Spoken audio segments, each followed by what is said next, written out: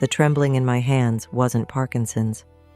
That morning, when I opened the medicine box, the biggest investigation of my 25-year career as a journalist began. My own murder, planned by my family. Emilia smiled at me across the breakfast table. My daughter-in-law's worried widow mask was perfectly in place. "Mother-in-law, don't forget to take your medication." The doctor said this morning's dose was important. Which doctor? How did she know when I hadn't said anything? As I held the capsule with my trembling hand, the clue at my fingertips was clear. The normally smooth gelatin surface was covered with a strange layer of powder. I didn't swallow the pill. I wrapped it in a tissue and put it in my pocket. That evening, Jose was coming down the stairs. As I passed him, I grabbed the banister. My hand slipped. Strange. That banister was always dry and rough. Now there was something oily on it. Jose looked at me and smiled. "Be careful, Renata. These stairs are dangerous for old people." Old people? That night I went down to my archives. If there was one thing I had learned in 25 years at El Diario Continental, it was this. The truth always leaves traces. I remembered my father. He had Parkinson's too. My brother had put him in a nursing home. For his own good, he said. 3 months later, my father fell down the stairs. An accident, of course. An accident. My hand stopped shaking at that moment. Something crystallized in my mind. I am Renata Vidal, and a journalist never believes in coincidences.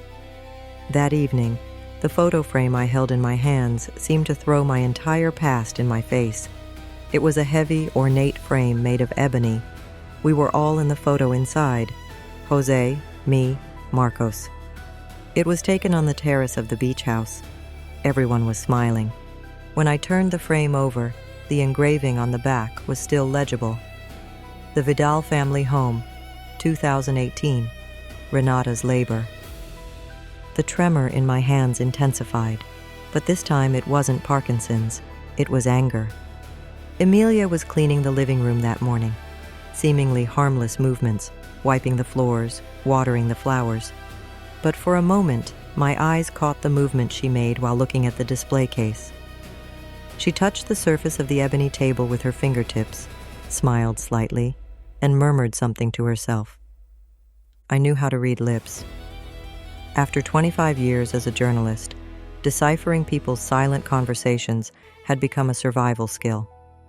"Soon," Emilia had said. Soon what? Would this house soon be hers? In that moment, I saw the frame, and I remembered everything. It was March 2018. I was watching the Andes Mountains from the window of my office in Bogotá. The documents on my desk were the fruit of a 6-month investigation. I had unraveled the entire financial network of a state-sponsored drug cartel. The newspaper was preparing to print the biggest headline in its history. When my editor Diego knocked on my door, he had an envelope in his hand. He placed the envelope on the desk, sat down, and looked at me seriously. "Renata, this story is Pulitzer-worthy," he said. His voice trembled with excitement. "But that's not all. The New York Times has made an offer. They're offering you the position of Latin America chief. Your salary will triple. An apartment in New York, full authority, your own team." The envelope I held in my hand was like a dream come true for me. I was 49 years old. I had been at this newspaper for 22 years. And there it was, the pinnacle of my career, right in front of me. "There's one condition," said Diego. His voice softened. "You have to move to New York within 6 months. You'll have to leave Bogotá." I looked at the other documents on the table. My son's university acceptance letters. Marcos was going to study architecture, in Bogotá, close to us. Jose's application forms for a job change. He was also moving to a new position here. And then there were the house brochures. From the coastal city of Cartagena, my retirement dream. A house overlooking the sea with a terrace and a large garden. A home to be bought with my money and my efforts. A place for the family to gather. Diego pointed to the contract inside the envelope. I know your family is here. But Renata, this opportunity won't come again. You deserve this. He was right. I deserved it. How many nights had I worked without sleep? How many times had my life been in danger chasing a story? How many family gatherings had I missed? How many anniversaries had I spent at the office? But then I thought of Marcos's face.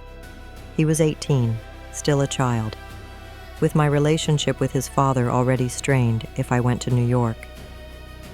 When I got home that evening, the three of them were sitting at the table, Jose, Marcos, and the small dining table. They had eaten spaghetti, ready-made sauce from the supermarket, half-cooked pasta. They didn't know how to cook because I always did. "Mom," said Marcos. His face was excited. "I got into architecture school." And look. He held out his phone. There was a girl on the screen. Emilia, my classmate. "She's really special, Mom." Jose came over to me, touched my shoulder. "How was your day?" I heard Diego was going to say something. The envelope in my bag felt heavy. New York, Pulitzer, my career, my dreams. But this child sitting in front of me was my son, the light in his eyes, the blush on his cheeks as he talked about his first love, the way he held the architecture acceptance letter. "It wasn't important," I said. I lied. "Just a new job offer, but I'm staying here. Bogota is my place." Jose looked into my eyes. He knew I was lying. He always did. "Are you sure?" he asked. "I'm sure," I said, and that night I threw the envelope in my bag into the bin. A week later, I withdrew all the money from my account. 22 years worth. Awards for exclusive stories, overtime pay, conference fees, everything. And I bought that beach house in Cartagena. When I gave Jose the keys to the house, we were all gathered in the living room. The estate agent had just left. The papers were on the table, the title deed, in my name. "This house," I said, "is our family home. Marcos, you'll live here when you get married. Our grandchildren will grow up in this garden. Jose, you'll fish here when you retire. And I..." My voice trembled. "I'll grow old here, with all of you." Marcos hugged me. "Mom, you're the best mom ever." "How did you manage this?" "Because family is more important than anything," I said. As those words left my lips, a small voice inside me whispered, "You lost New York. You lost the Pulitzer. You lost yourself." But I silenced that voice, because my son's arms were around my neck, my husband's hand was in mine, and the future I had imagined, a future where we were all old together, seemed so real. "You gave everything for us, Renata," Jose said. His voice was serious and sincere. At that moment, at that damn moment, it seemed real. On the way home, I watched the lights of Bogota from the bus window. There was a strange emptiness inside me. I had turned down the biggest opportunity of my career. The New York Times, Latin America bureau chief, my own team, worldwide recognition. But then I looked at the photo in my wallet. Marcos, as a baby. He was sleeping in my arms, his face peaceful. The day I took that photo, Diego had given me my first big assignment. I was going to track down the drug barons. It was dangerous, but I had to go. I had left Marcos with the neighbors. I hadn't seen him for 3 days. When I returned, he was crying, "Where's Mummy?" Back then, I told myself, he'll understand when he grows up. I'm doing important work, for his future. But now, thinking about the house I bought with the money from those years of important work, I felt something different. It wasn't exactly pride. It wasn't peace either. Maybe it was relief. Maybe I wouldn't have to prove anything anymore. Maybe just being a mother was enough. Yes, that should have been enough. Now, 7 years later, my heart bled when I thought of that house. Marcos never lived in that house. He never even got married. He was engaged to Emilia, but 3 months before the wedding, That car accident happened. My son died. He was 23, and the beach house became a place he never lived in. But that wasn't the real pain. The real pain was the knowledge that Jose and Emilia were waiting for that very house right now. For my death. For the reward for my 22 years. I had turned down the New York Times because family was important. I had turned down the Pulitzer because we were going to grow old together. My career, my future, my identity. I had turned everything down. And now my husband was sleeping with my bride. The two of them were trying to kill me, to share the house I had bought with my money. I looked at the photo frame again. The engraving on the back seemed to be mocking me. Renata's labor, my sacrifice, my stupidity. I dropped the frame. With trembling hands, I wrote in the notebook. I turned down New York for them, but not for them, for myself. I will take revenge. The sound of laughter coming from Tomas's room stabbed my heart like a knife.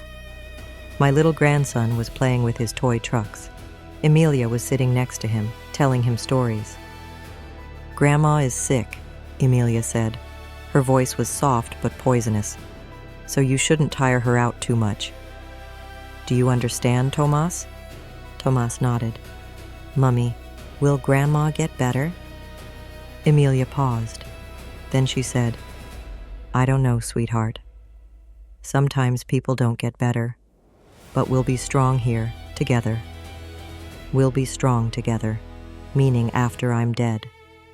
I froze behind the door, and I remembered that terrible day 3 years ago. It was August 2022. The phone rang at 3 in the morning. Jose was sleeping next to me. When I answered, it was a hospital worker on the other end. "Senora Vidal, your son Marcos. There's been an accident. You need to come immediately." The hospital corridors smelled of disinfectant and helplessness.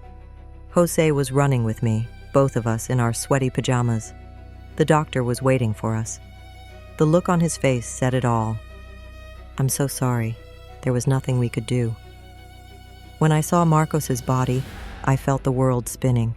He was 23 years old. He had just graduated from architecture school. He was in the prime of his life. And now he was lying on a cold stretcher. Jose collapsed. Literally. He fell to his knees, screamed, moaned. As for me, I froze. My journalist reflexes kicked in. I shut off my emotions, because if I let myself break down, I wouldn't be able to get up again. A week later, the funeral was held. Emilia was dressed in black. She was 8 months pregnant. Tomas had not yet been born.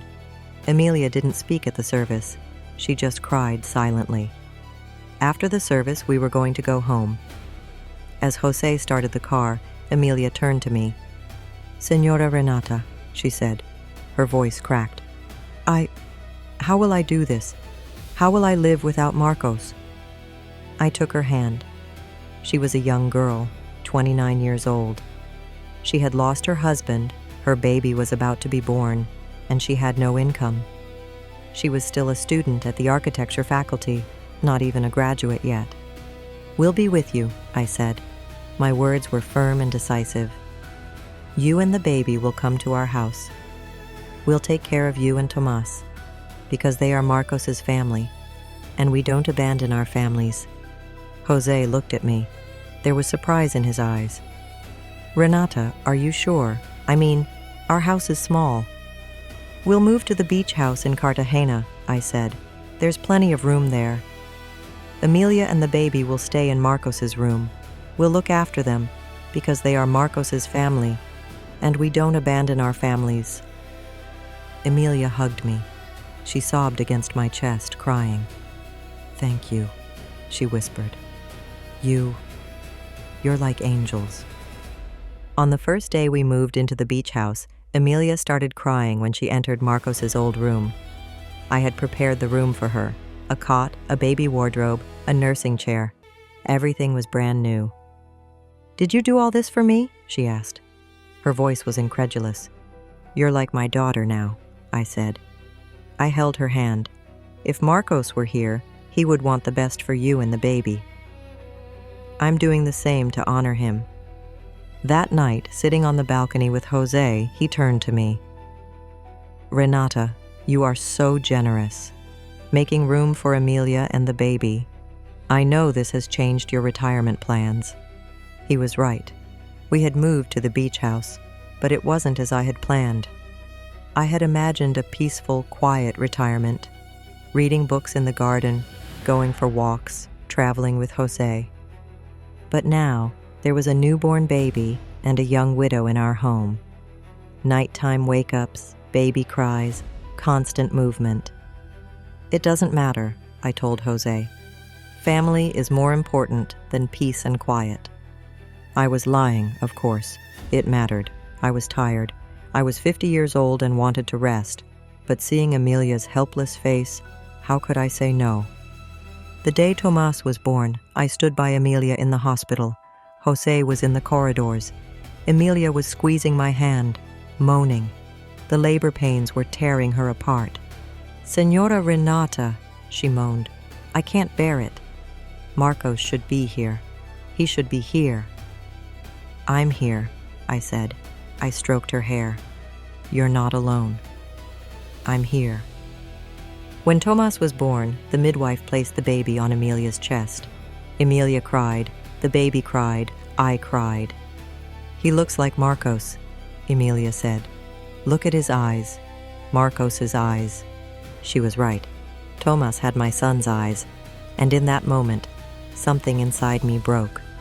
Marcos wouldn't be here, but his son was, and I would protect this child, no matter what. On the way home from the hospital, my mind lingered on Amelia's helpless face.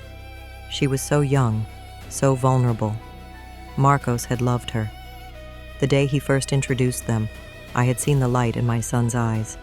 To protect Amelia was to honor Marcos, I thought. But I was also tired. 50 years old, I had just retired at the peak of my career. My body ached. Parkinson's hadn't been diagnosed yet, but the symptoms had begun. A slight tremor in my hands, stiffness in my legs. I needed rest. But how could I rest? Amelia and Tomas needed me.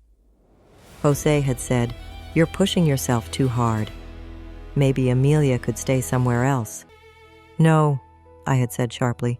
"She's staying here. Because we don't abandon our families." Family. That damn word. For 20 years, I had sacrificed my career for my family. Now I would sacrifice my retirement. But what else could I do? Throw Amelia out onto the streets? Condemn the baby to starvation? Number. I was Renata Vidal, and the Vidals protected their families, no matter what the cost. Now, 3 years later, I knew what that sacrifice meant. Amelia was trying to kill me. She was changing my medication, hastening my death. And why? Because she wanted the beach house. The house I had bought with my hard-earned money, the house I had opened up to be a home for Amelia and Tomas. In that hospital room, I had held her hand. I had stood by her during labor pains. When I first held Tomas in my arms, I had sworn, I will protect this child. But what had Amelia done? She had been with Jose. She was sleeping with my husband. And together, they were trying to kill me slowly. "You're like an angel," she had said to me, now that angel is just an obstacle in their eyes, an old woman who should die. I opened my notebook. I wrote, "I opened my home to Amelia. She closed her door to me. But the time for revenge will come, and she will open that door again. And this time, she will reveal the truth." That morning, my hands were shaking more than usual. I had taken my medication, even if it had been tampered with, but it wasn't working. I tried to hold my coffee cup, but it spilled. Jose looked at me, frowning. "Renata, maybe you should see the doctor again. The shaking is getting worse." Of course they're getting worse, I thought, because you and Amelia are poisoning me. But I didn't say it out loud. I just shook my head and said, "It's old age." Jose shrugged and went back to reading his newspaper. He didn't care. And I remembered that day 3 years ago, the day I was diagnosed with Parkinson's. It was November 2022, 3 months after Marcos died. Dr. Hernandez was sitting at his desk in his office. My MRI results and test reports were in front of him. "Señora Vidal," said the doctor. His voice was serious but gentle. "Your test results indicate early-onset Parkinson's disease. It's still in the early stages, but the likelihood of progression is high." The words echoed in my head. Parkinson's, my father's disease, the disease that killed my father. "How much time do I have?" I asked. My journalist reflexes were kicking in again. I suppressed my emotions, just gathering information. The doctor paused. "This disease progresses differently for everyone. Some people live normally for years, some deteriorate rapidly, but the average life expectancy after diagnosis is 10 to 15 years. 15 years. I would live to be 67 if I was lucky." When I left the doctor's office, Cartagena's hot air hit my face. I walked home along the seafront. With every step, I felt the stiffness in my legs. I put my hands in my pockets because no one should see them shaking. When I got home, Emilia was playing with Tomas in the living room. The baby was 6 months old and crawling. Emilia was laughing at him, showing him toys. Jose was in the kitchen, preparing dinner. It was a normal family scene. It was peaceful, and I couldn't tell them the diagnosis. That evening at dinner, Jose turned to me. "What did the doctor say?" "Is everything okay?" I put down my fork. Emilia was looking at me too, with curious eyes. Tomas was sitting in his high chair, clapping his hands. "Everything's fine," I said. I lied. "Just signs of aging. The doctor recommended vitamin supplements." Jose relaxed. "Thank goodness. We've already had enough hard times. We couldn't bear any more bad news." He was right. Marcos's death was still fresh. Jose couldn't sleep at night. He saw his son in his dreams. Emilia was depressed, only managing to keep going because she had Tomas to look after. I couldn't burden them any further. If I told them about my Parkinson's diagnosis, they would worry. Maybe we would have to send Emilia and Tomas away. Maybe Jose would get tired of looking after me. Number. I couldn't tell them. "Vitamin supplements?" said Emilia. "I'll get some for you from the chemist when I go shopping." "What kind of vitamins?" I improvised. "Vitamin D, lack of sun." Emilia nodded. "Of course. You're always shut up in the house. Maybe you should get out more. You could come along when I take Tomas for a walk in the park." "Sure," I said, but I knew I couldn't go, because walking in the park was becoming difficult due to the stiffness in my legs. People would notice. After that night, hiding my Parkinson's became a daily performance. When my hands shook, I would put them in my pockets. When my walking slowed, I would say, "I'm tired." I would take my medication secretly without anyone seeing. 6 months later, one morning at breakfast, Jose looked at me. As I held the cup in my hands, they were shaking slightly. I couldn't hide it. "Renata," Jose said. His voice was suspicious. "Those tremors, are they just from tiredness?" I swallowed. "Yes, just tiredness. Maybe you should see another doctor." "No need," I said. I tried to keep my voice firm. "Everything's under control." Jose didn't ask any more questions. He never did. Maybe he really wasn't curious. Maybe it was just easier to ignore. In those days, every morning when I looked in the mirror, I lied to myself. "You look fine. No one will notice. You can endure it." But the truth was, I was protecting them. By hiding my illness, I was actually protecting them. Because if I told them about Parkinson's, everything would change. Emilia might have felt guilty. "Tomas and I are staying at your house. How will you look after us when you're ill?" she would say. And maybe they would have moved somewhere else. But they had nowhere else to go. Jose might have been frightened. "It's my responsibility to look after you," he would say. But I could see the panic in his eyes when he said it. Looking after an aging, sick spouse.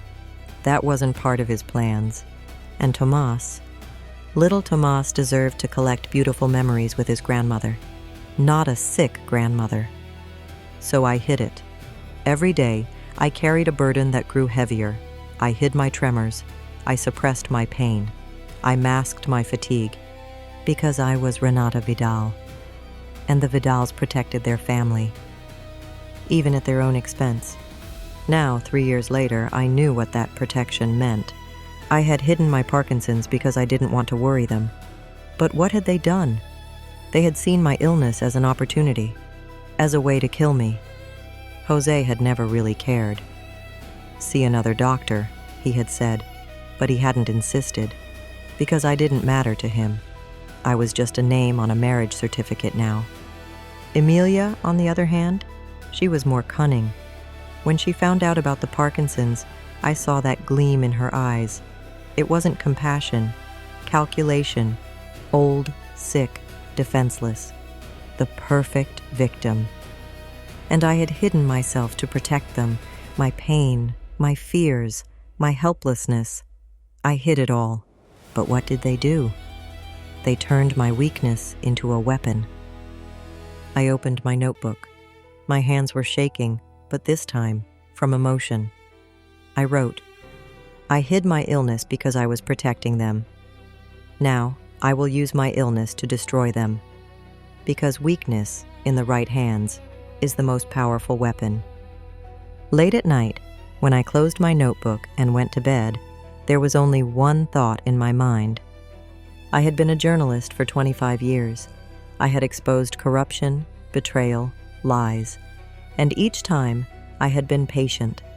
I had gathered evidence, taken notes, waited. Now I would do the same, because the best stories are written with patience, and the end of this story will be justice. When I went down for breakfast, the first thing I noticed was the smell of fresh varnish. When I returned to the living room, I saw it. The ebony table had a shiny new coat of varnish. But that wasn't all. The small engraving on the table, "The Heart of the Vidal Family, 1997, was gone. It had been sanded off. Emilia came out of the kitchen, coffee cup in hand. She smiled when she saw me at the table, that sweet, innocent smile. "Ah, you noticed the table. It looks nice, doesn't it?" she said. Her voice was so natural, as if nothing had happened. With a trembling hand, I touched the surface of the table. The carving was there. Marcos had made it for Father's Day when he was in primary school. He had spent hours working on it in wood carving class. When he brought it home, his eyes were shining. "Mom, look what I've done." Our family table is now a real family table. Every time I saw that inscription, I remembered Marcos at 8 years old, his little hands trembling as he held the carving tool. When he finished, he'd pricked his finger and cried. But he was so proud. Now that inscription was gone. "Why?" I asked. My voice cracked. "Why did you change the varnish?" Emilia shrugged. "It looked old. Besides, that carving was very primitive, wasn't it? It was spoiling the aesthetics of the house. I took it to a professional furniture restorer who fixed it. She had erased my son's memory and called it fixing. That carving, Marcos did it, I said. It was hard to breathe. When he was 8, it was his Father's Day present. I saw a momentary pause on Emilia's face, but then that smile returned. Oh, I didn't know. But it was very old anyway, wasn't it? Marcos would have preferred the table to look this modern. He was an architect. He valued aesthetics. She didn't know Marcos. Marcos valued aesthetics, but memories were more important to him than anything else.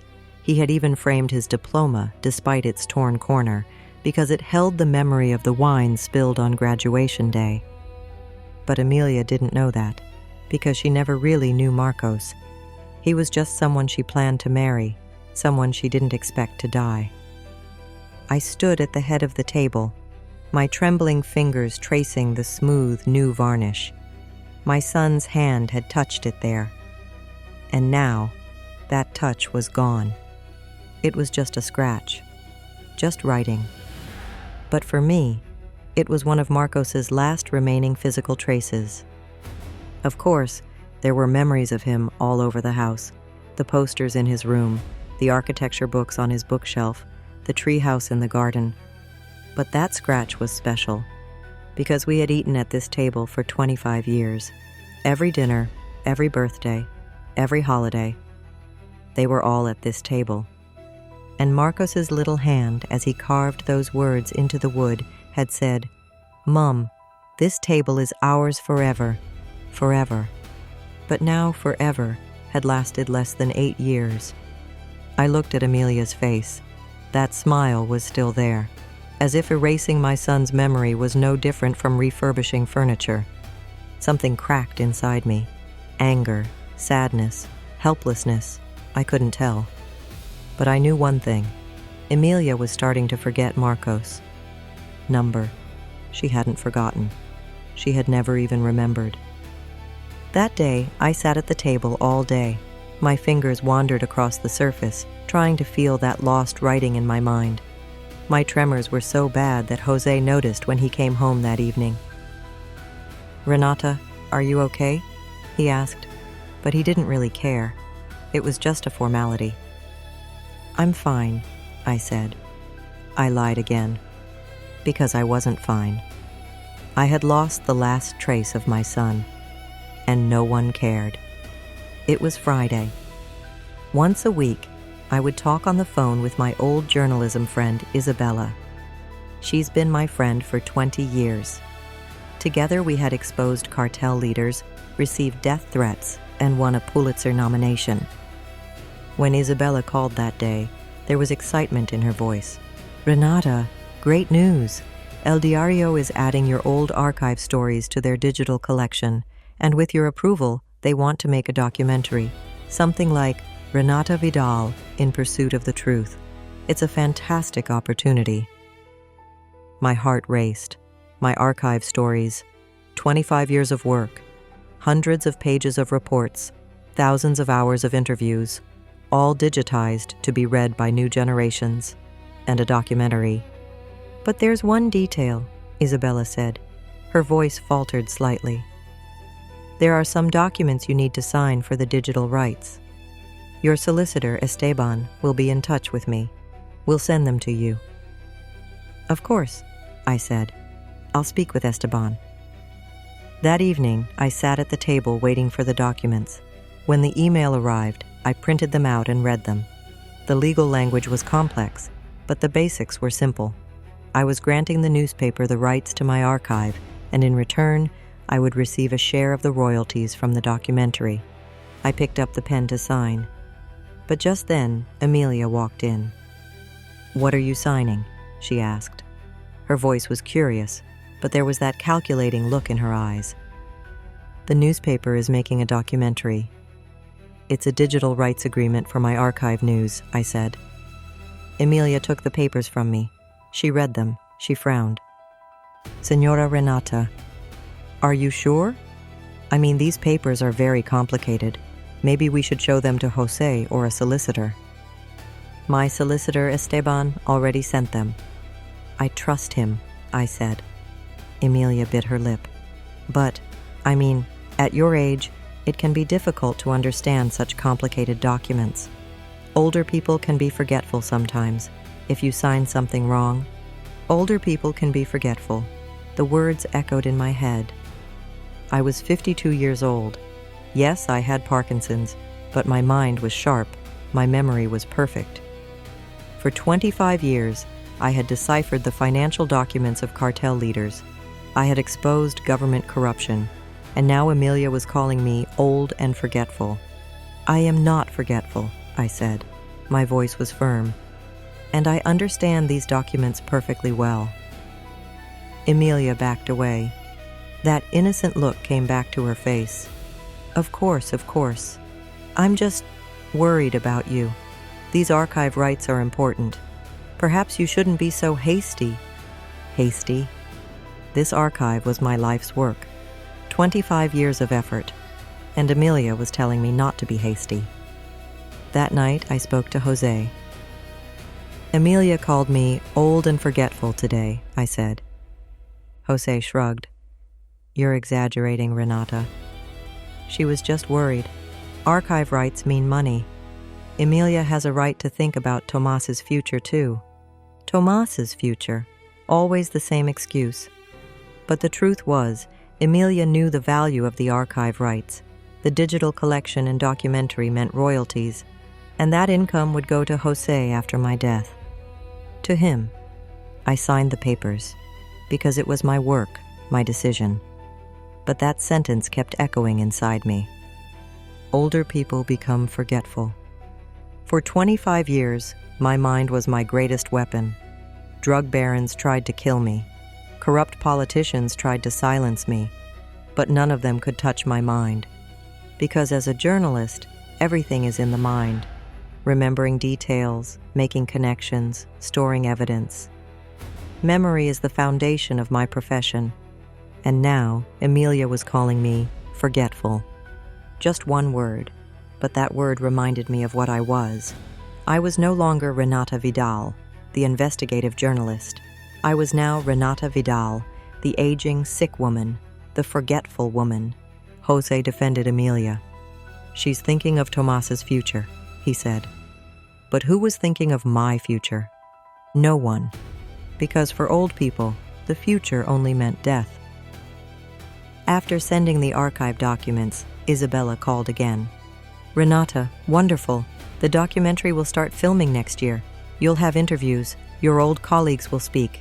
This will be your legacy. Legacy. A beautiful word. But legacies only remain after death, and I wasn't ready to die yet. Tomas was my only source of joy. My 5-year-old grandson would come to my room every morning, climb onto the edge of my bed, and ask, Grandma, what are we going to do today? I would tell him stories, not princess stories. As a journalist, I told him real stories about brave women, those who changed history, those who sought the truth. Tomas would listen, his eyes shining. But that week, Tomas wasn't coming to my room anymore. The first day, I thought maybe he had overslept. The second day, maybe he was ill. The third day, I knocked on his door. Emilia opened it, that smile on her face. Ah, Señora Renata, Tomas is a bit busy. He's playing with his new toys. Can I see him? I asked. Emilia hesitated. Not right now. Maybe this afternoon. I went back in the afternoon. Same answer. Not convenient. On the fourth day, I went early in the morning. I heard Tomas's voice. He was laughing inside the room. I knocked on the door. Emilia opened it. This time she wasn't smiling. Señora Renata, por favor no moleste a Tomas. The doctor recommended a regular sleep and play routine. Every time you come, you disrupt that routine. I just want to see my grandson, I said. My voice trembled. I know, but Tomas's health is important, and your tremors frighten him. I froze. What? Emilia sighed. Tomas asked me the other day. Mummy, why are Grandma's hands shaking? Is she ill? He said. The child was worried. At this age, seeing sick people can traumatize him. Traumatize. My tremors were traumatizing my grandson. I'm not ill, I said. But the words stuck in my throat. Because I was ill.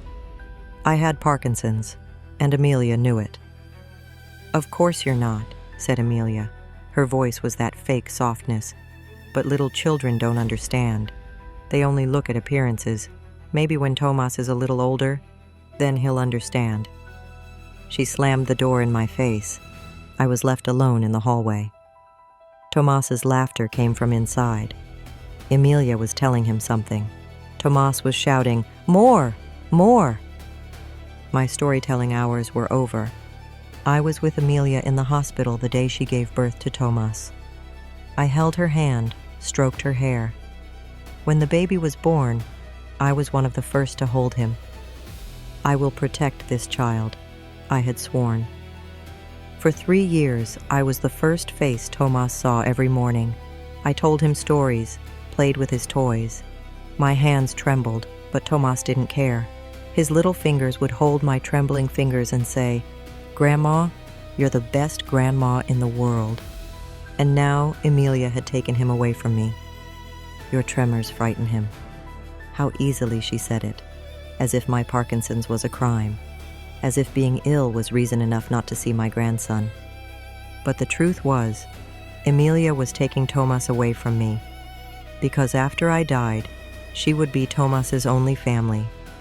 And before that day came, Tomas had to break his bond with me. Slowly, Tomas would forget me. I would become the sick grandmother, and then I would never have existed. That evening at the dinner table, I told Jose, "Emilia is taking Tomas away from me." Jose frowned. "You're exaggerating, Renata. Emilia is just maintaining Tomas's routine. Children need structure." "But I'm his grandmother. I have a right to see him." "Of course you do," said Jose. His voice grew impatient. "But Emilia is Tomas's mother. Whatever she says is right. I'm sure there's been a misunderstanding." A misunderstanding? Tomas's door had been closed to me for 3 days.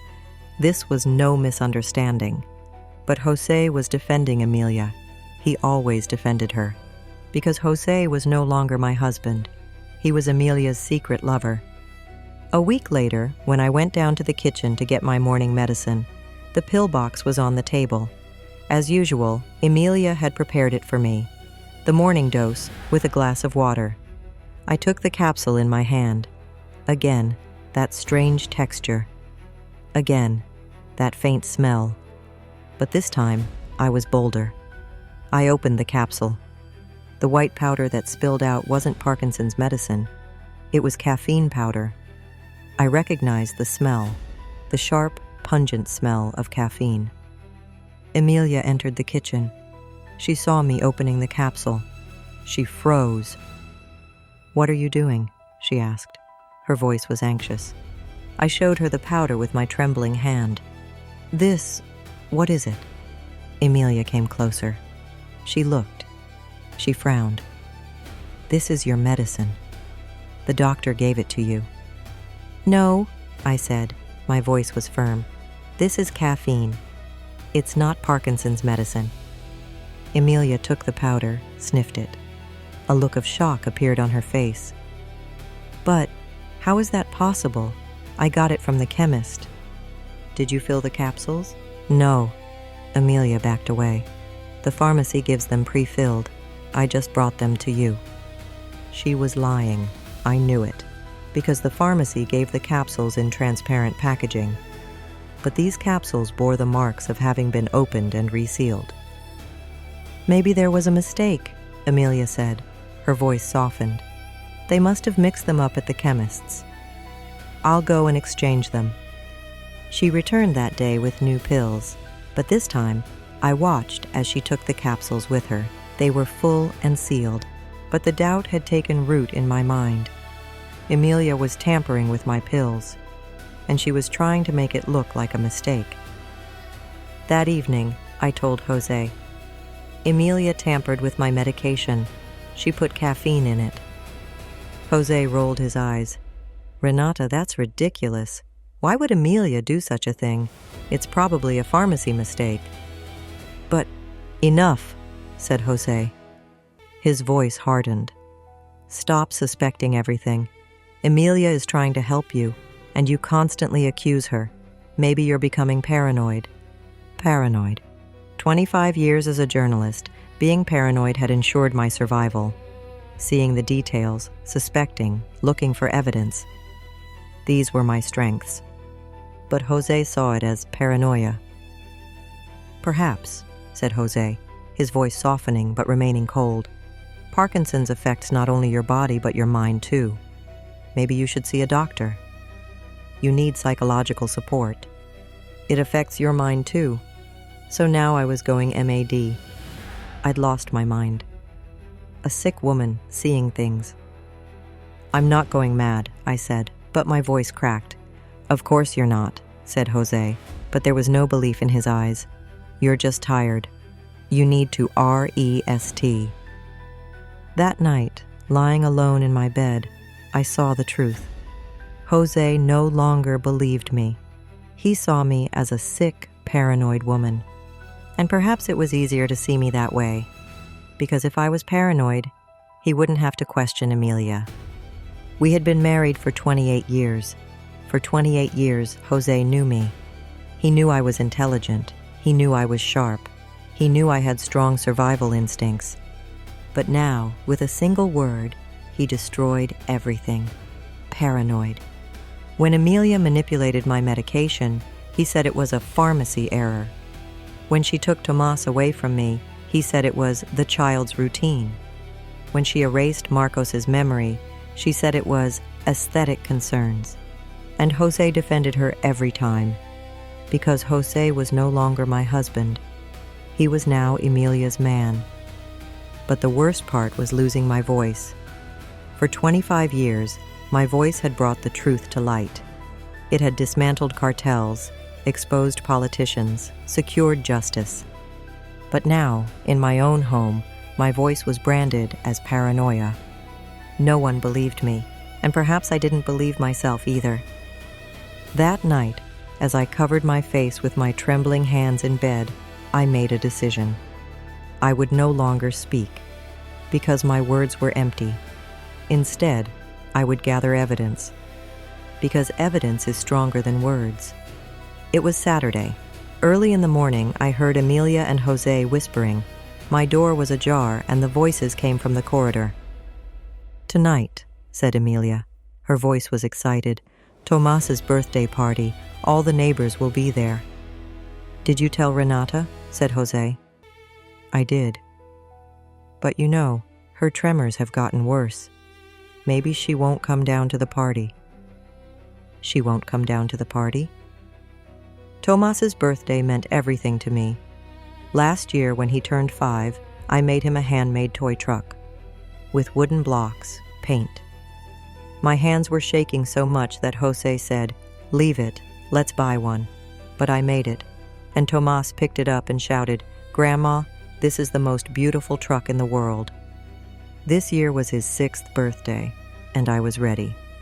But Emilia thought I wouldn't come. That evening, the party started at 5 o'clock. The living room was full of decorations, balloons, colored paper, a cake table. Tomas was running around with his little friends, laughing. I got ready to go downstairs too. I put on my best dress, combed my hair, and applied light makeup to hide my trembling. I took the gift, a sketchbook and some good quality paints. Tomas loved to draw. When I slowly descended the stairs, the living room was already crowded. Neighbors, friends, Jose's work colleagues. Everyone was there. When I entered the living room, Emilia saw me. A moment of surprise flashed across her face. But then came that smile. "Ah, Señora Renata, how lovely you've come down." Tomas ran towards me. "Grandma!" But just as he was about to hug me, Emilia held him back. "Tomas, be careful. Grandma is tired. Maybe we shouldn't hug right now." Tomas stopped. He looked at me. I saw something in his eyes. Hesitation? Fear? "Please, sit down," said Emilia. She took my arm and guided me to the armchair in the corner. "You rest. Enjoy the party." I sat down, and from that moment on, nothing would have changed, even if I hadn't been there. The children were playing games. Emilia was organizing them. When the cake was cut, Emilia blew out the candles. When the presents were opened, Emilia sat next to Tomas, and they opened each present together. My present had been forgotten in the corner. At 7 o'clock, the guests left. The living room fell silent. Tomas was tired and happy, and Emilia took him to bed. I was still sitting in the armchair in the corner. My hands were shaking, but this time it wasn't from Parkinson's. Jose came over. "It was a good party, wasn't it?" he said. His voice was cheerful. "Tomas had a lot of fun." "He didn't open my present," I said. Jose looked over. The package in the corner was still there. "Ah, I'm sure he'll open it tomorrow. He was very tired today. Tomorrow, always tomorrow." But when tomorrow came, Tomas wouldn't open my present, because Emilia would secretly throw it away. I knew it, because she had done the same thing last year. I had found the handmade truck in the rubbish bin a week later. Emilia had said it was broken, unusable. A lie. That night, I went to sleep after everyone else. The living room was dark, silent, but I couldn't sleep. My eyes wandered across the ceiling, and then I heard noises from above, from our bedroom. Our room was above Emilia's room, and the noises weren't coming from there. They were in our room.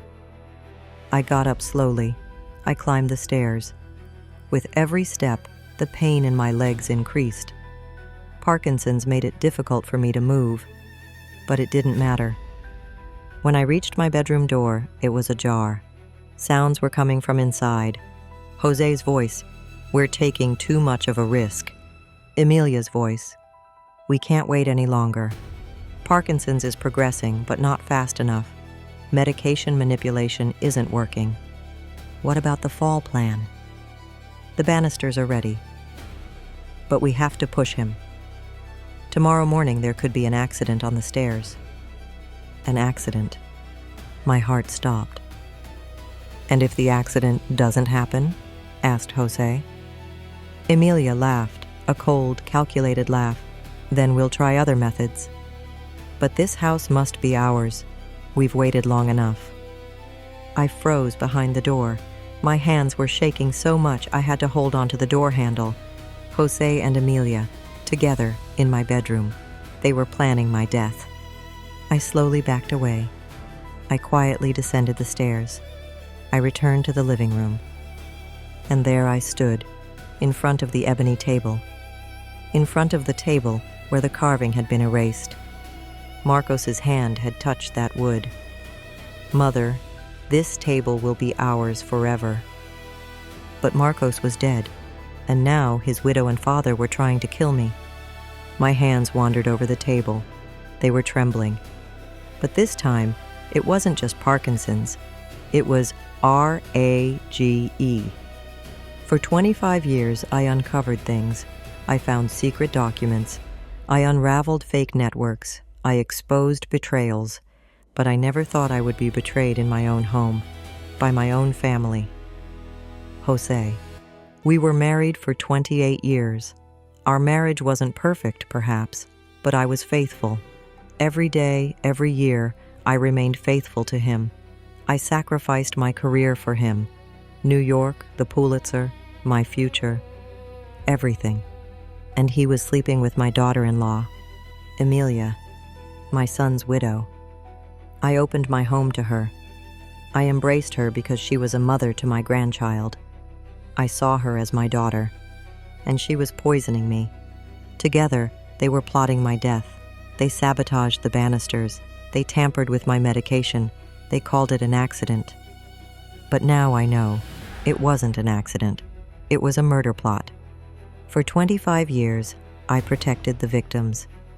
Despite mafia threats, I hid the witnesses. I received death threats, but I didn't give in. But now I am the victim, and no one will protect me. Jose doesn't believe me. He says, "You're paranoid." Tomas doesn't recognize me. He says, "Sick grandmother." Emilia sees me as old, forgetful, weak. And maybe they're all right. Maybe I am old. Maybe I am weak. Maybe I am sick. But I am also Renata Vidal. And Renata Vidal never gives up. Remember your father. Fernando Vidal. He had Parkinson's too. He trembled too. He was weak too. His brother put him in a nursing home. He stole his money. He seized his property. And my father fell on the stairs. They called it an accident. But I knew. It wasn't an accident. After that day, I promised myself, one day, if I get sick, I won't make the same mistake. I'll be prepared. And 7 years ago, I made that preparation. I set up the trust fund. I set up biometric encryption. I appointed Esteban as my solicitor. Because I knew people trample on the weak, but I would turn my weakness into strength. The trembling in my hands stopped. No, it didn't stop. But I no longer felt weak. Because this trembling was the key to the trust fund. The biometric system recognized these tremors, and that system guaranteed that Jose and Emilia would get nothing. My weakness was my greatest weapon. But was it enough? Number. Because just protecting the money wasn't enough. I wanted justice. I wanted the truth to come out.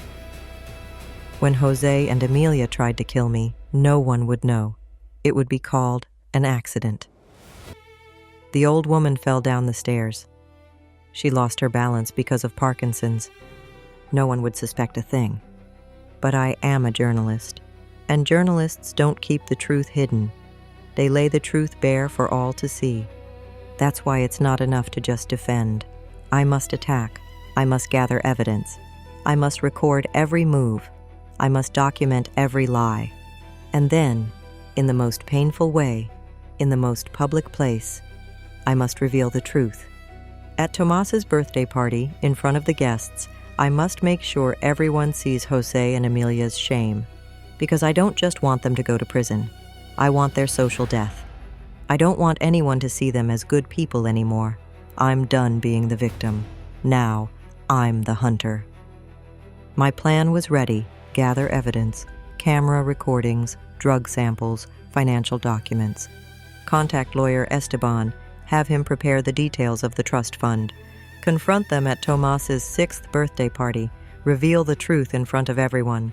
Destroy Jose and Emilia. Social death, followed by legal action. I closed the page. My hands were still shaking, but it wasn't fear anymore. It was determination. Tomorrow the war would begin, and this time, I wouldn't be the one to lose. I woke up early the next morning. The sun had not yet risen. My hands were shaking as usual, but my mind was crystal clear. I hadn't slept all night. Jose and Emilia's words echoed in my ears over and over again. The banisters are ready. Tomorrow morning, there could be an accident on the stairs. When I went down to the kitchen, the silence of the house rang in my ears. I turned on the coffee machine. The smell of coffee filled the living room, that familiar, comforting smell. For 28 years, Jose and I had drunk coffee in this kitchen, every morning together. I picked up the cup. It trembled, spilling a little. But I didn't care. "Start the plan," said the voice inside me. "Gather evidence, call the solicitor, prepare." But then, footsteps came from the stairs. Jose. He entered the kitchen and smiled slightly when he saw me. "Renata, you're up early," he said. His voice was sleepy but soft. He came over to me, touched my shoulder. "How are you?" That touch. It was automatic, a habit. For 28 years, he had touched me like this every morning. Once, that touch meant love. What did it mean now? "I'm fine," I said. His voice trembled a little. "Would you like some coffee?" "Sure."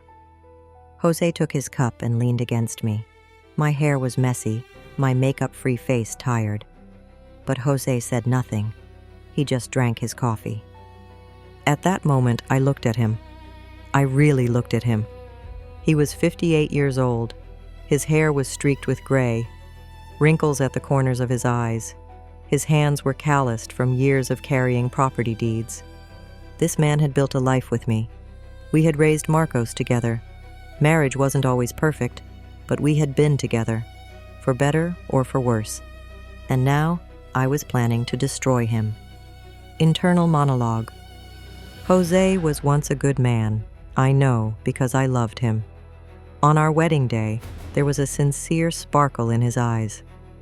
"I want to grow old with you," he said. And we did, together, for 28 years. But now that man is gone. He's been replaced by someone who sleeps with Emilia and plans my death. But what if I heard wrong? Number. I didn't hear wrong. The words were clear. The banisters are ready. An accident could happen. But maybe Jose is struggling. Maybe Emilia manipulated him. Maybe he was just having a weak moment. People make mistakes. Perhaps Jose can still be saved. Number. No, no, no. That thought is weakness. It's victim psychology. Maybe he'll change. Maybe he'll regret it. Maybe I can save him. But the truth is, Jose won't change, because he already has. He abandoned me. He chose my daughter-in-law. He planned my death. And if I forgive him, I'll only be preparing my own end. I drank my coffee. Jose drank his. The silence was strangely peaceful. "What are you going to do today?" Jose asked. "I'm going to plan your downfall," I thought. "I'm going to rest a bit," I said. "Maybe I'll look at my old archive notes." Jose nodded. "Good idea. It'll do you good." He put down his cup and left, and I was left there alone. My hands were shaking. But this time, it wasn't from hesitation. I wouldn't forgive, because forgiving meant dying. In the afternoon, Tomas's door was open. I heard voices from inside, children's laughter, the sound of toys. Emilia was telling him something. I stopped. I listened. "And the prince defeated the dragon," Emilia was saying. "Then he rescued the princess. And they all lived happily ever after." Tomas shouted, "Mummy, I want to be like the prince." Emilia laughed. "You will be, sweetheart. You're a very brave boy." That laughter. Tomas's pure, innocent laughter. He was 5 years old, too young to understand the world. I leaned against the door, my eyes filled with tears. Tomas was Marcos's son.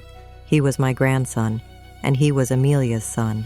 If I ruined Emilia, what would become of Tomas? The child would lose his mother, because Emilia would go to prison for attempted murder. Jose, too. And Tomas. Tomas would be left alone. But it's not his fault, I thought. He's just a child. Innocent. I pushed the door open. Emilia turned, saw me, that mask on her face, that fake smile. "Senora Renata, come in, come in." Tomas looked at me, his eyes widened. "Grandma." But he didn't run. He stayed by Emilia's side, because Emilia had kept him away from me. Still, I entered the room. Tomas's toys were scattered about. There was a picture on the wall, a picture he had drawn at nursery. His family, 3 figures, Mummy, Emilia, Granddad, Jose, and little Tomas. No grandma. "Tomas, when did you draw this picture?" I asked. My voice was hoarse. Tomas hesitated. "Last week. The teacher said, 'Draw your family.' But am I not in it?" Tomas swallowed. He looked at Emilia. Emilia smiled, encouraging him. "Grandmother, I couldn't draw you because you were ill. The teacher said, 'Draw those who live at home.'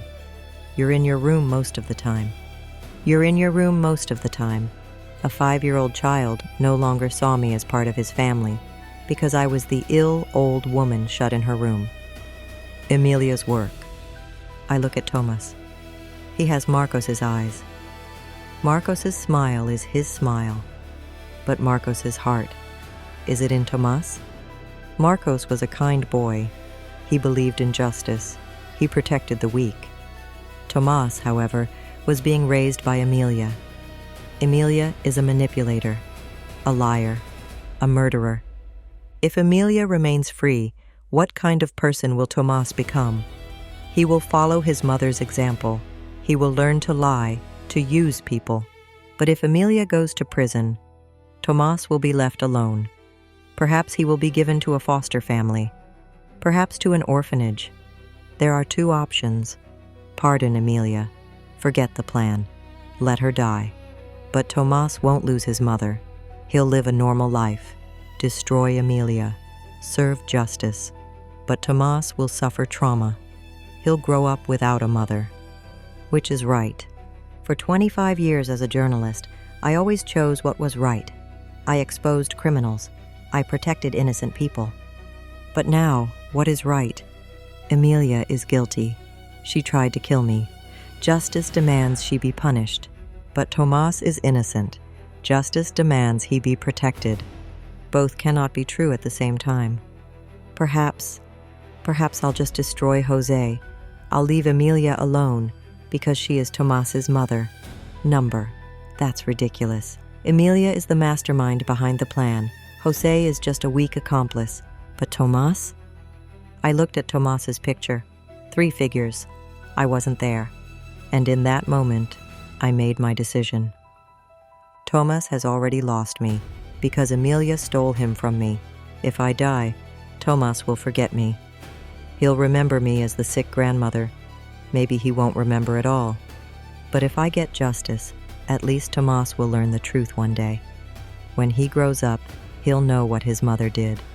And maybe, just maybe, he'll understand me. Because I'm not just seeking revenge. I'm also trying to leave Tomas a fair world. People like Emilia shouldn't go unpunished. Tomas, I said. I bent down to his level. I held his hands, despite my trembling. I love you, know that. Tomas nodded. I love you too, Grandma. But there was distance in his eyes, because Emilia had put that distance there. I left the room. Emilia called after me, Senora Renata, see you at dinner. But I didn't answer her. Because now was not the time for talking. It was time for action.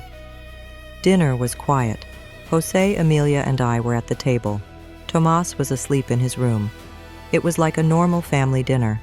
But in reality, there were 2 killers and 1 victim at the table. After dinner, while Emilia was clearing the dishes, Jose went into the living room. He turned on the TV and watched the news. I went upstairs. I went to Marcos's old room. The room now belonged to Emilia and Tomas.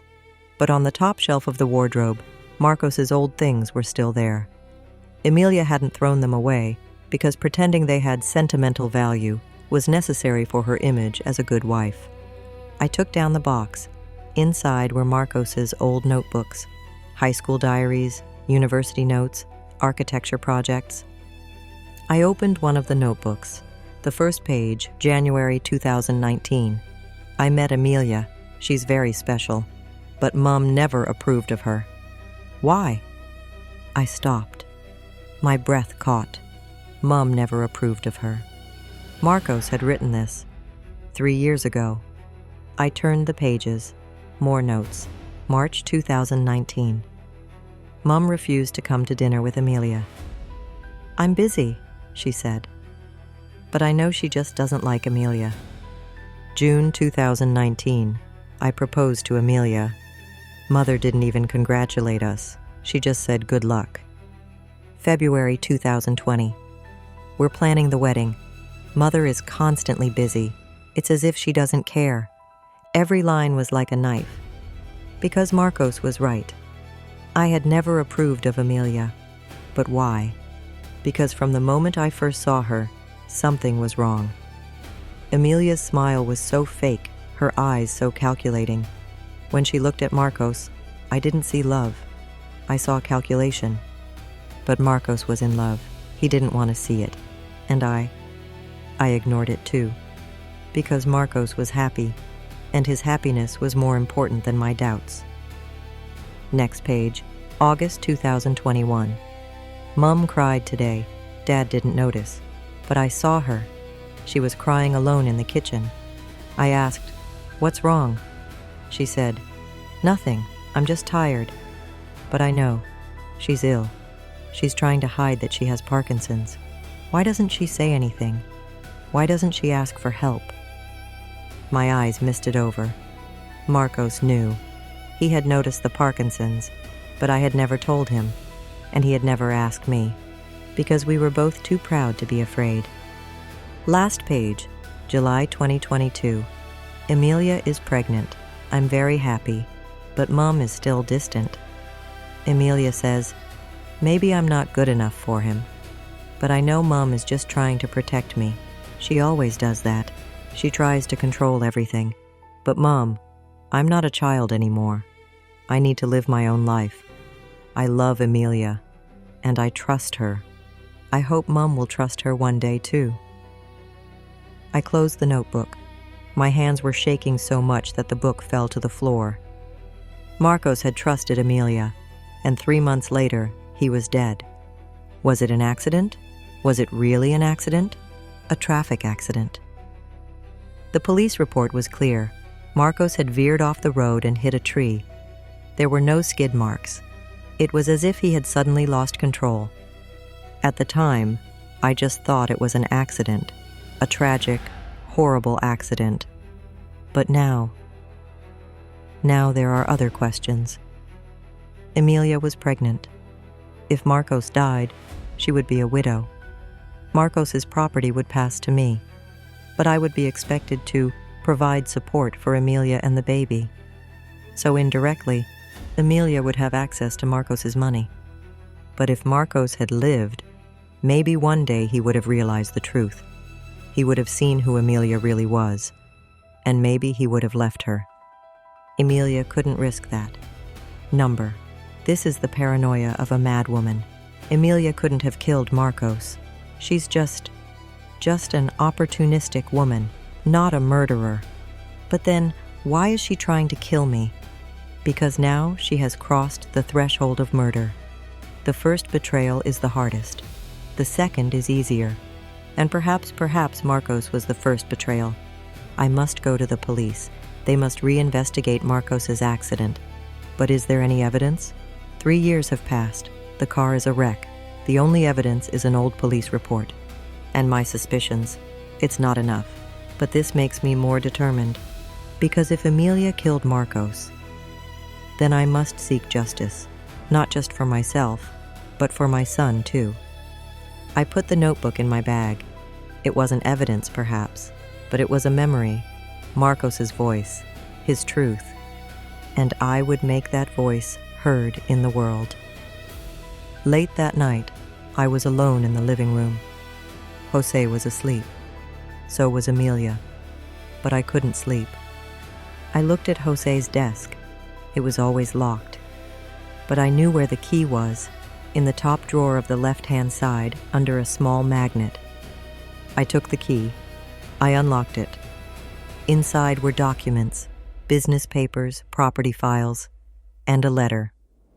On the envelope, in handwriting, to Renata, open only after I die. My hands trembled. It was Jose's handwriting. I opened the envelope.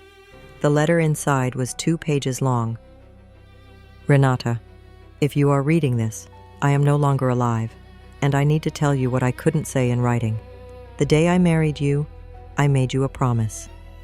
I will always love you, I said, and at the time, I meant it.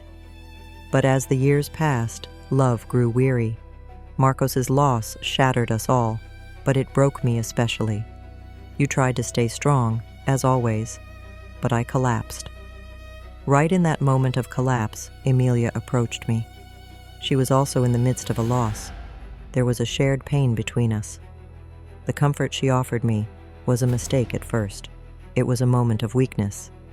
But when you hid your Parkinson's diagnosis, this relationship turned into something else. The responsibility of caring for you was suffocating me. I know it's cowardly, but I was exhausted. And while I was still grieving the loss of Marcos, the idea of caring for a sick spouse paralyzed me. Emilia offered me the easy way out, the selfish option, freedom, a fresh start, and financial relief. That betrayal in a moment of weakness soon became a partnership. I know this is unforgivable. I still love you, Renata. But now, this selfishness and cowardice are greater than that love. I know you will never understand me, but this confession is the only thing I owe you to silence my conscience. Jose. The letter trembled in my hands. As I read it, My tears fell onto the paper. Jose still loved me, but his cowardice and selfishness were greater than that love. This letter is a confession, but it is also an excuse. Jose says, I was in a moment of weakness, but that moment of weakness had become cruel enough to turn into a murder plan. Does that justify killing me? Love requires sacrifice. I sacrificed my career for Jose. I sacrificed New York. I sacrificed my future. But what did Jose sacrifice? Nothing. Only me. I put the letter back in its envelope. I locked the desk. I put the key back in its place. And at that moment, I made my decision. The time for mercy was over. The next morning, I called Esteban, the solicitor. My voice was trembling on the phone, but it was firm. Esteban, we need to meet urgently, but not at home, outside. Esteban understood from the tone of my voice. Renata, is there a problem? Yes, a big problem. Let's meet tomorrow afternoon at the cafe on the beach. The next day, I went to the little cafe by the beach. Esteban was already there, sitting at a corner table. When he saw me, he stood up and looked at me with concern. Renata, what's wrong? You look ill. I sat down. My hands were shaking on the table. Esteban, I need to tell you everything. But first, tell me this. Is the trust fund still active? Esteban frowned.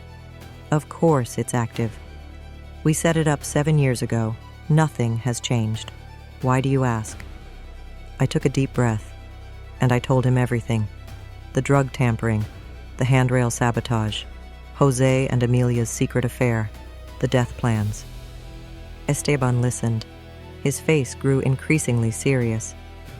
When I finished speaking, he remained silent for a long time. Renata, he said finally. His voice was low.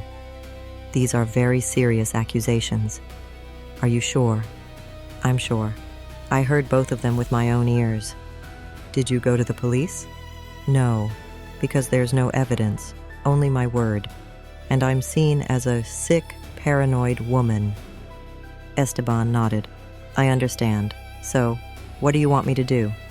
Check the trust fund. Update all the details. And tell me one thing. Is the biometric encryption still working? Esteban smiled. For the first time, I saw a relaxation on his tense face.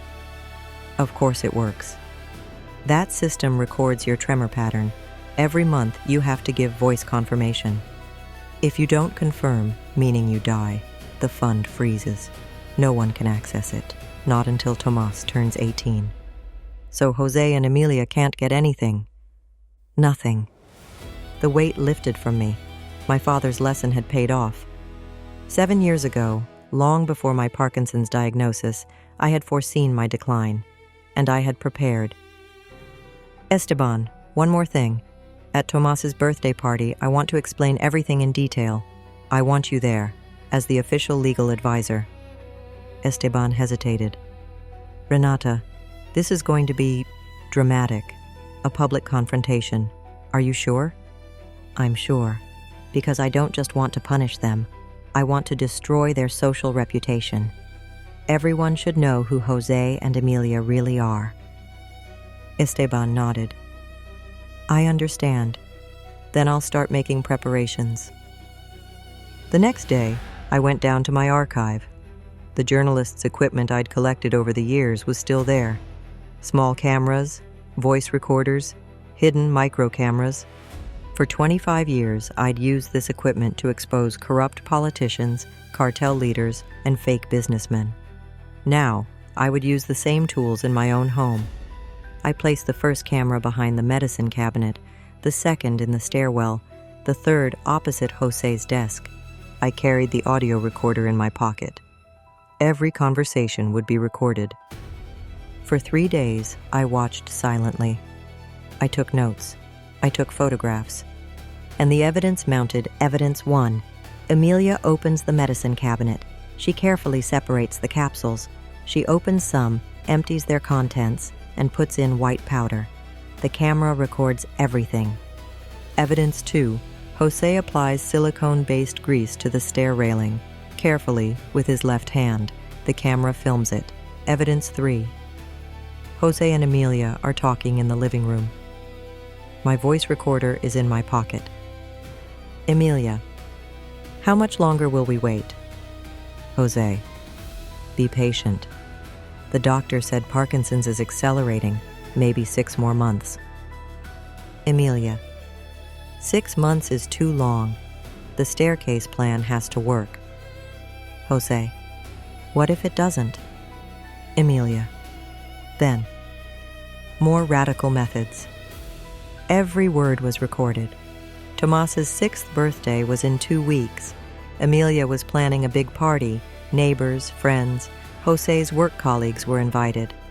I also prepared my own guest list. My former journalism colleagues, Esteban, the solicitor, and most importantly, Maria Santos, the assistant district attorney. Maria was an old friend. We had worked together for years. She prosecuted cartel cases. I provided the evidence. We were a team. I sent her a special invitation. Maria, will you come to Tomas's party? I need to show you something important. Maria accepted. As the day of the party approached, my excitement grew, but so did my fear, because this was a point of no return. When I exposed Jose and Emilia, the family would be torn apart. Tomas would be traumatized, and me. I would never be able to return to a normal life. But there was no other option, because a normal life was death to me, and I wasn't ready to die. That last night I sat at the ebony table, in my hand, Marcos's diary. I didn't read it, I just held it. Marcos, I said quietly, I hope you understand me. You loved Emilia, but she betrayed us, both of us. Silence. But inside, I felt like I heard Marcos's voice. Mother, seek justice. For me. I smiled, trembling but determined. Tomorrow, I said. Tomorrow, everyone will learn the truth.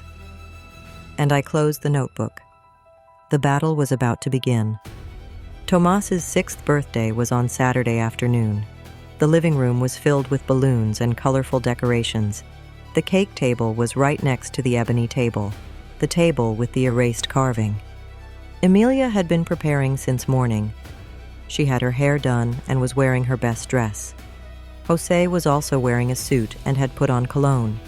Both were playing the role of perfect hosts. When the guests began to arrive, the living room filled with noise. Tomas's little friends were running around, parents were chatting, neighbors, Jose's work colleagues, a few old family friends, and my guests. Lawyer Esteban was standing in the corner, his suit impeccable, leather briefcase in hand. Inside, all the legal documents. My former journalism colleagues, Isabella, Diego, and Carlos. All 3 were retired journalists, but still sharp-minded. They smiled when they saw me, but there was curiosity in their eyes. Their gaze seemed to say, "Why did you call us?" And Deputy Prosecutor Maria Santos. She was in her official uniform with a serious face and a notebook in her hand. She didn't look like she was attending a party, she was attending an investigation. Emilia frowned slightly when she saw Maria. She whispered to Jose, "What's the prosecutor doing here?" Jose shrugged. Maybe Renata invited her. Emilia looked at me. There was suspicion in her eyes, but she quickly masked it. She smiled. "Senora Renata, you've invited so many guests. That's lovely." "Yes," I said. My voice was calm. "It's a special day. It should be shared with special people."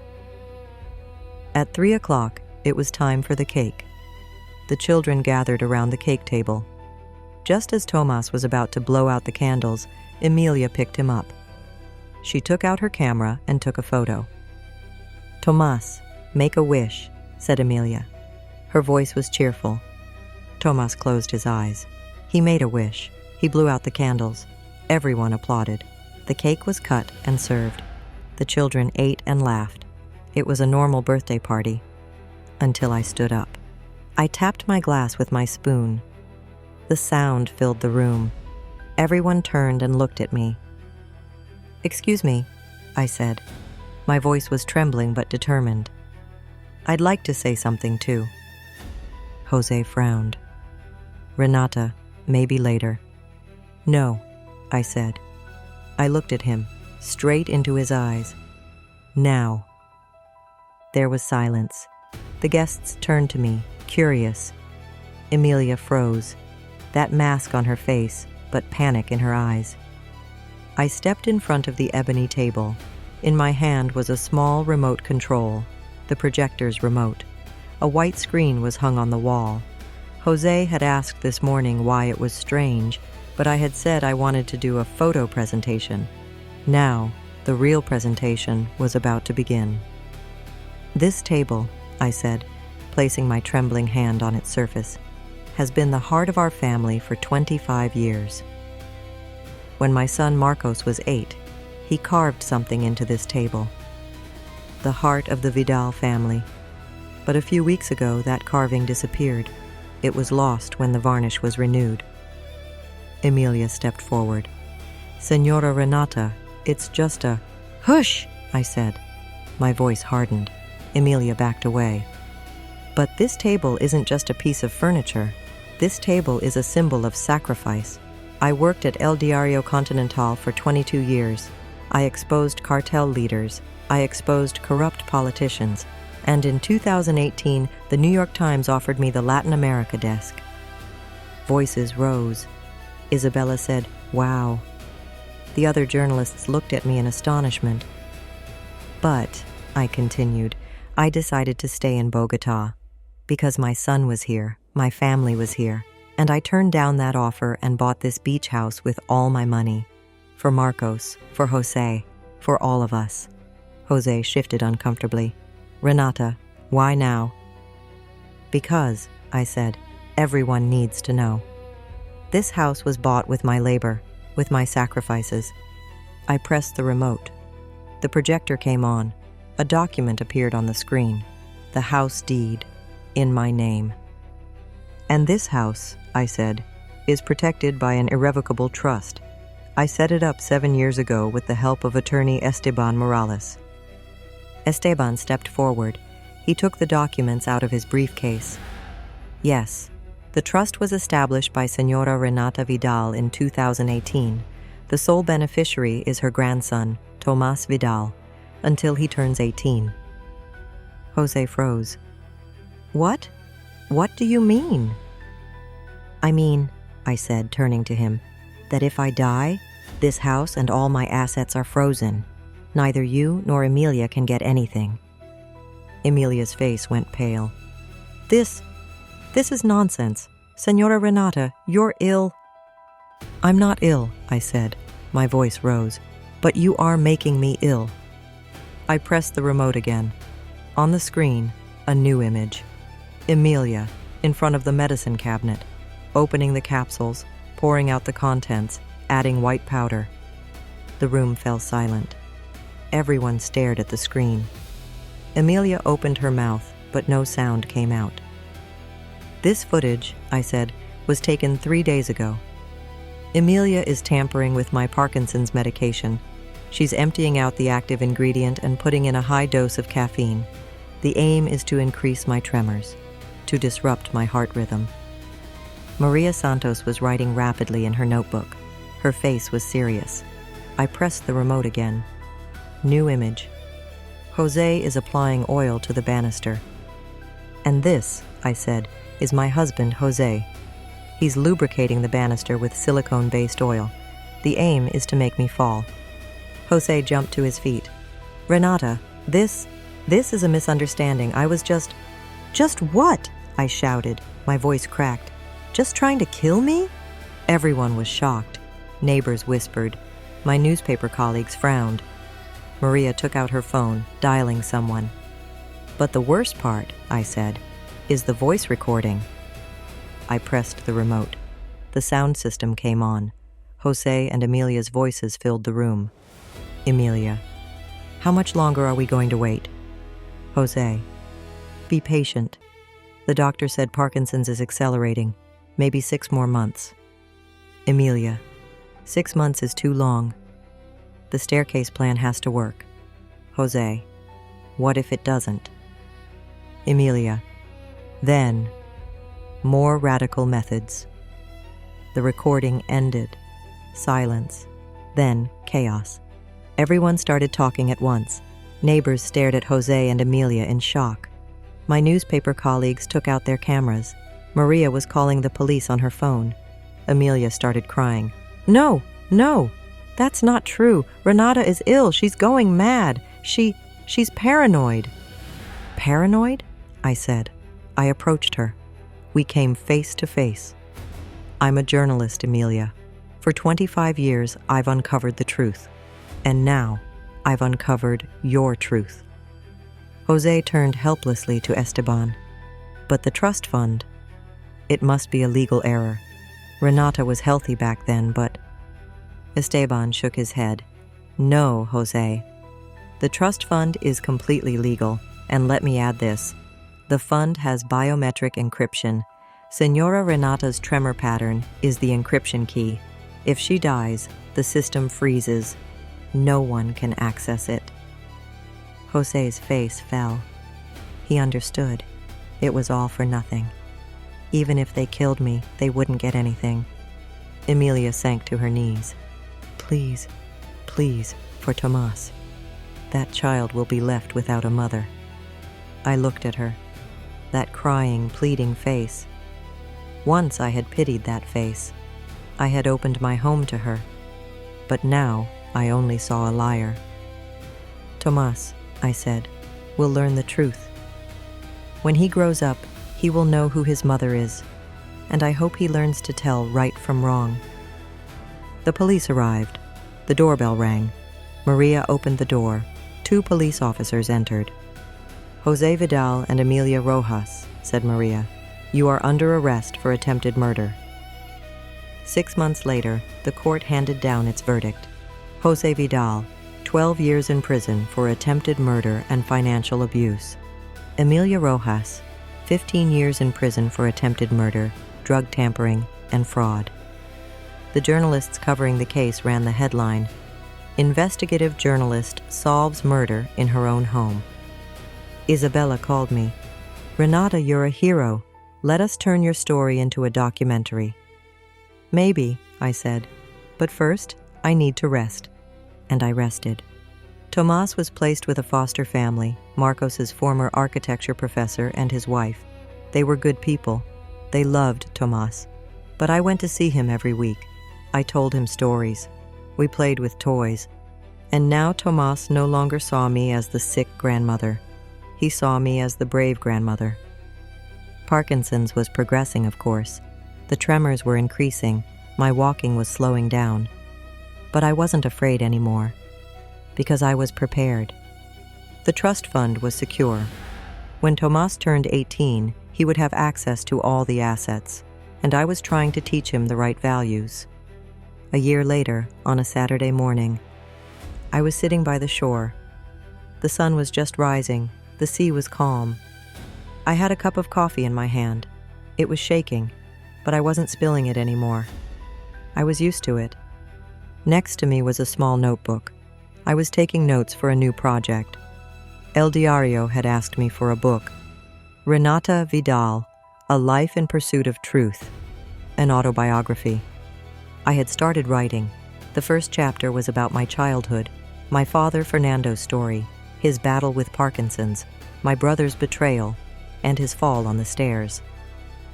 That day, I wrote, I promised myself, one day, if I get sick, I'll be ready. I will never be a victim. I saw a child running on the beach, Tomas. He was kicking sand, laughing. His foster family sat a little way behind. Tomas ran towards me. Grandma, look, I found a seashell. The shell in his hand was small and shiny. Very pretty, I said. You can add it to your collection. Tomas smiled. Yes. And today, will you tell me that story? The story about the cartel leader? I laughed. Of course, but first let's have breakfast. Tomas ran back to his foster family. I, however, looked out to sea again. For years, I had chased the truth. I had exposed criminals and ensured justice. But never had I felt justice so clearly in my own life. Jose and Emilia were in prison. The trust fund was safe. Tomas was in good hands. And me. I was still alive. With trembling hands, I wrote something else in the notebook. Victory is not defeating your enemies. It is doing the right thing. And I did the right thing. The sun was rising over the sea. Golden light illuminated the waves. A new day was beginning.